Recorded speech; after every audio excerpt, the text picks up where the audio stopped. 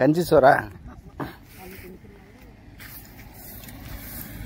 கஞ்சி. வேற என்ன கொண்டு வந்திருக்கீங்க? வேற ஊறுகாய் கொண்டு வந்திருக்கேன். ஊறுகாவா? அப்படி எடுத்து வைங்க பார்ப்போம். ஊறுகாய், கஞ்சா, நீச்ச தண்ணியா? ஊற்றி அடிக்கணும். கஞ்சியில் ஊற்றிக்கிடுவீங்களா? நாங்களும் தனிச்சோறு தான். எல்லாம் தனிச்சோறு மத்திய கஞ்சி, முருங்கைக்காய் பொரியலா? ரைட்டு.